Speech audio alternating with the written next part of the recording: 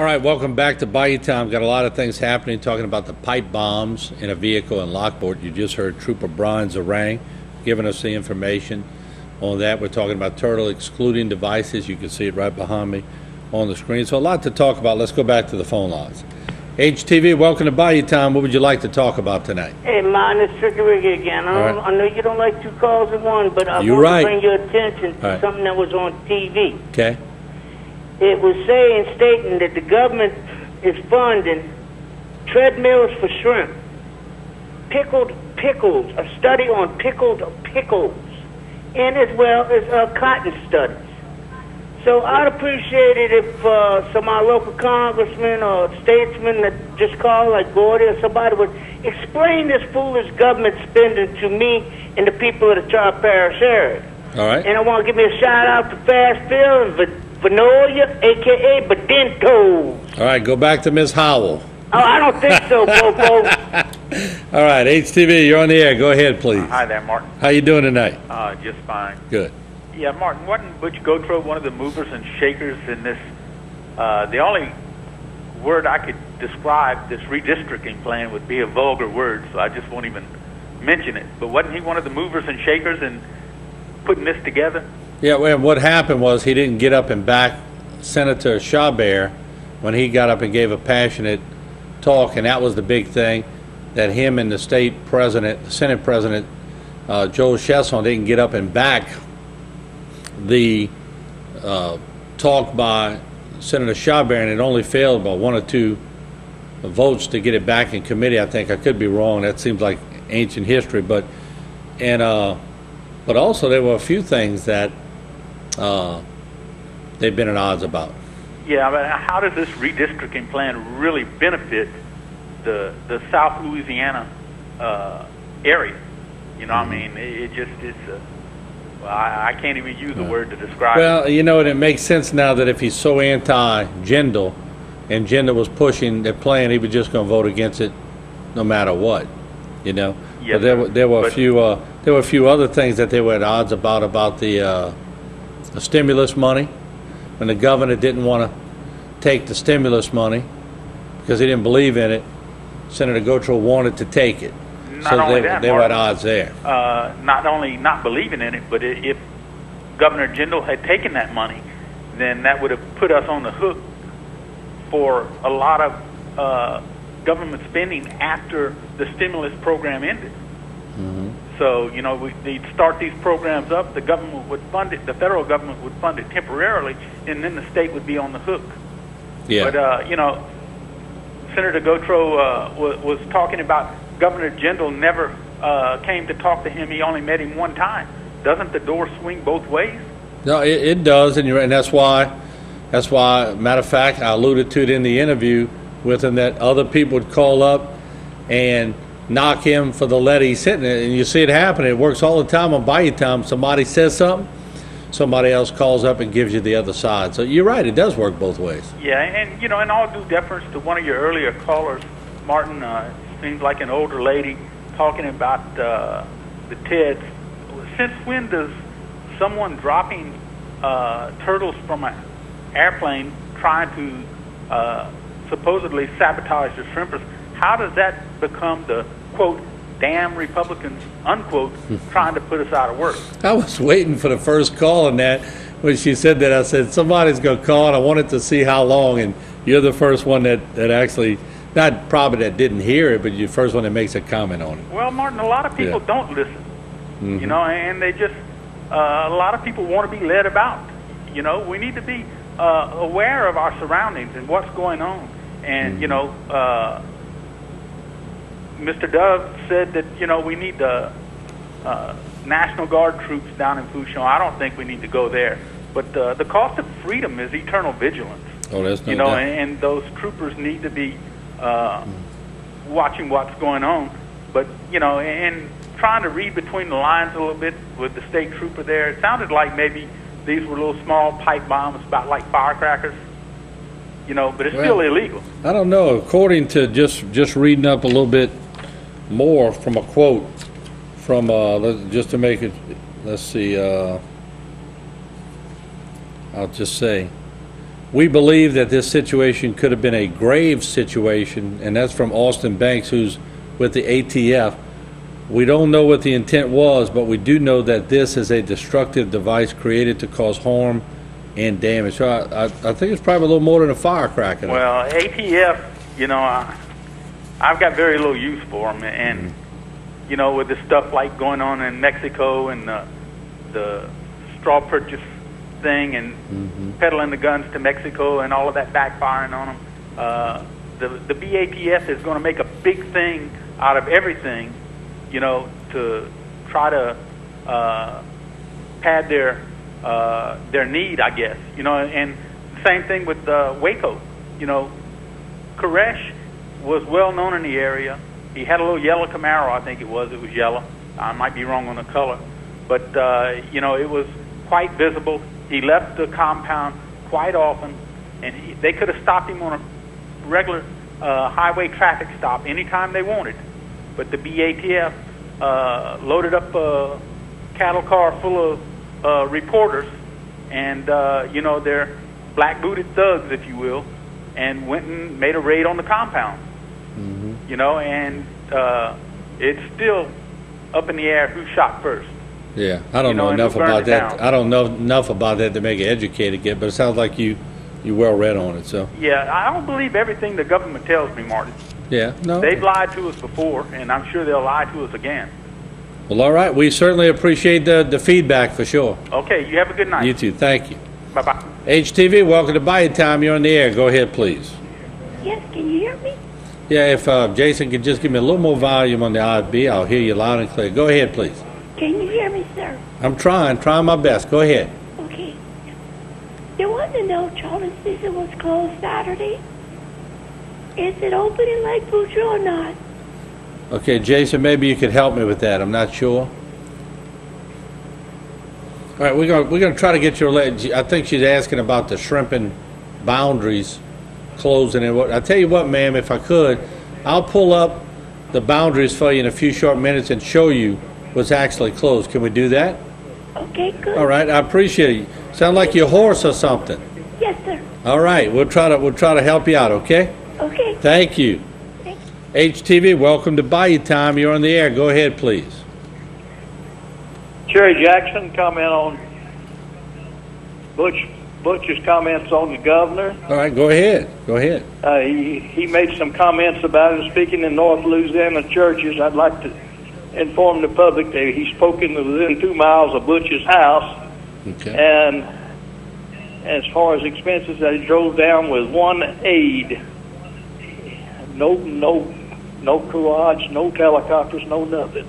Okay. As far as I'm concerned, he's the best thing to ever happen to the state of Louisiana. Thank you. All right, you're quite welcome. Thank you for the comment. HTV, welcome to Bayou Time. You're on the air. Go ahead, please. Hello? Martin? Yeah, you there? Go ahead, please. Yeah, your answer to your question about the TEDs. Yeah, go ahead, about being safe. Okay. The problem with the TEDs is when the nets is hanging up in the air, the TED's hitting people. I used to work on a trawl boat.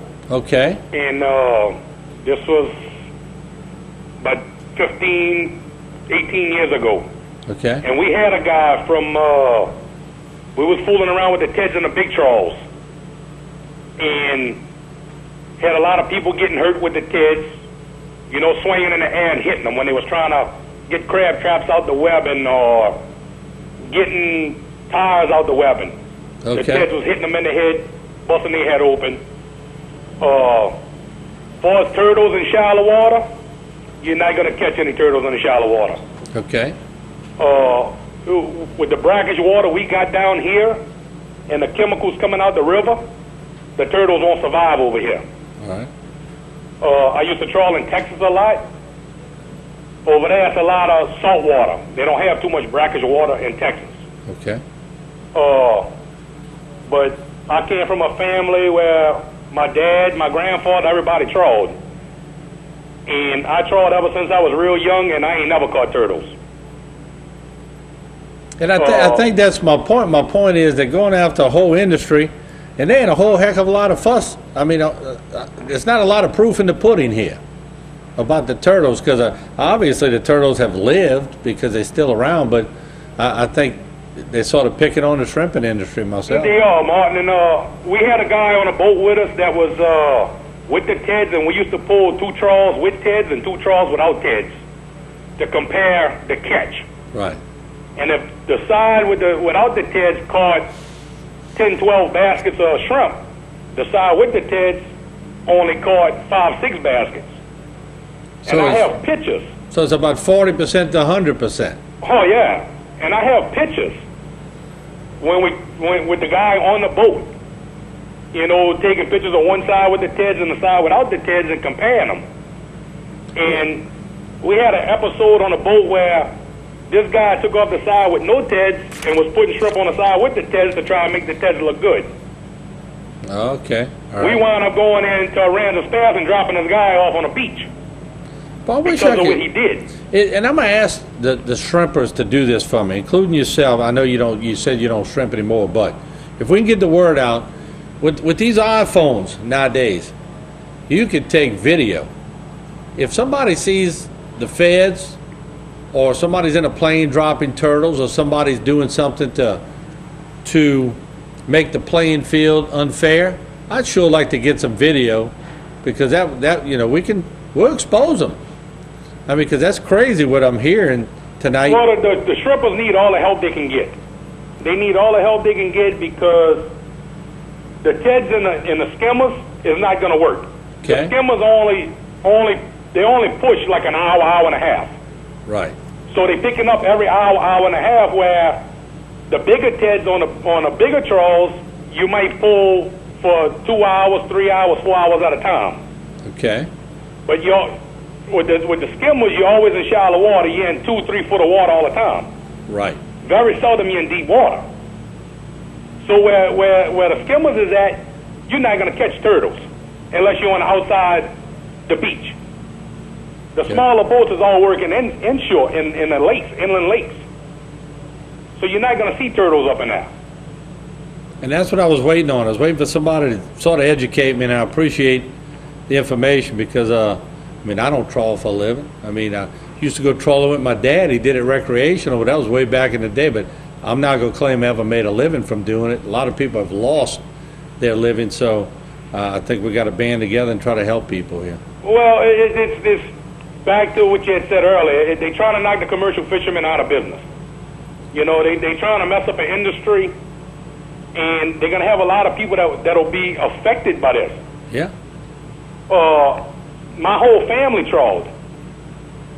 I can remember ever since I was a little bitty kid, growing up. My whole family, my grandfather used to have an ice boat back in the olden days when they used to haul ice, when they had cotton trawls. Okay. So, you know, I come from a family that did it all their life. But your answer to the Ted, you know, with being dangerous, that's the part. It's when the nets is up, the Teds are swinging back and forth. They can hit you, knock you out, knock you overboard. When you hang up, you lose a lot of nets because of the Ted. Mm-hmm. You know, you always destroying nets with Teds. I remember when all this was first coming, when Congressman Tozan was in office, there was a big controversy. I was covering this way back when I was, I don't know, I must have been in my late 20s or early 30s. And I'm 51 now, and I'm still covering the story. So obviously it's still a major concern for the shrimping industry, and it just doesn't seem to be helping the shrimping industry out one bit. Yeah, well, you had a caller that was on earlier about with the plane dropping the turtles. And when I was trawling, I did hear stories about that. Okay. You know, along the coastline. They was dropping them along the coastline where they had a bunch of boats Yeah. trawling, and they would drop them in the front of the boats. We used to hear this on the VHF all the time. And like I say, in the shallow water, Martin, you're not going to catch turtles in the shallow water. All right, but I make a plea to the shrimpers. If you got, and you do, you got cameras on your cell phone, take some pictures and get them to me, and we'll run. But make sure it's video. I want to see it feel it and see what they're doing, and then it's more real when you get the video. So. Oh yeah, you know, with the technology we got these days, they can take pictures and email them to you. Exactly, no doubt. You know, and the fishermen need all the help they can get. Well, we're going to need keep all the help trying. they can get We're right going now. to try, and I appreciate you educating me, all right? Thank you. Thank you. You have a good day. Thank you, appreciate it. All right, we do have some information. A woman had called. Today, the Louisiana Department of Wildlife and Fisheries announced the 2011 spring inshore shrimp season in a portion of Shrimp Management Zone 2 will close at 6 p.m. Saturday, June 25th. There you see it on the map. Shrimp season closure includes state inside waters from the western shore of Bayou westward to the eastern shore of the Atchafalaya River Ship Channel at Eugene Island as delineated by the channel red buoy line, with the exception of the following waters north of the inside-outside shrimp line. So, shrimp management zones 1 and 3, as well as all state outside waters seaward of the inside-outside shrimp line, will remain open to shrimp harvesting till further notice, with the exception of those areas still closed to recreational and commercial fishing due to the 2010 Deepwater Horizon oil spill. What I'm going to do, I'm going to give this to Harley Cortez. She's going to put this on the website immediately. We'll get the map up. So go to htv10.tv. Give her a few minutes. I say immediately, but it's going to take a couple of minutes. And we'll have this. I'm going to give this right now to Josh. He can give that to Harley. She'll get that on the website, htv10.tv, and you can read about the closure right there and what area is affected. So there you have it. We do have to take a break, come back to the phone lines. They're all lit up. Quite an interesting topic tonight. We'll be right back. Don't go away.